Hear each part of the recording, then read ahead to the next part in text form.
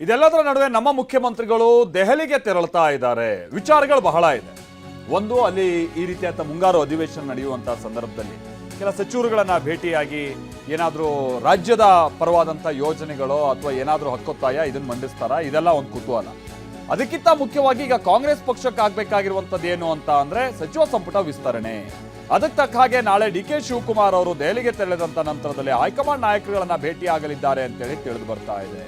High command ನಾಯಕರುಗಳನ್ನ ಭೇಟಿ ಆಗ್ತಾ ಇದ್ದಾರೆ ಅಂತ ಅಂದ್ರೆ ಮೊದಲ ಸಂಗತಿ ಇಲ್ಲಿ ರಾಜ್ಯದ ಮಟ್ಟಿಗೆ ಇಲ್ಲೆಲ್ಲ ಯೋಚನೆ ಮಾಡೋದು ಅಂತಂದ್ರೆ ಬಹುಶಃ ಸಂಪುಟ ವಿಸ್ತರಣೆಗೆ ಮುಹೂರ್ತ ಕೂಡ್ ಬರ್ತಾ ಇದೆ ಅಂತ ಹೇಳ್ಕೊಂಡು ಹೇಳಿ ಕೇಳಿ. ಈಗ ಮಳೆಗಾಲ ಸಂದರ್ಭ, ಬಟ್ ಮಳೆ ಇಲ್ಲ.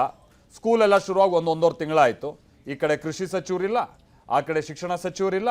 ಇರೋ 13 ಸಚಿವರನ್ನ ಇಟ್ಕೊಂಡು ಇವ್ರು ಹೆಂಗ್ ಸರ್ಕಾರ ನಡೆಸ್ತಾರೆ ಅಂತ ಹೇಳ್ಕೊಂಡು ಎಲ್ಲ ಪ್ರಶ್ನೆ ಮಾಡ್ತಾ ಇದ್ದಾರೆ.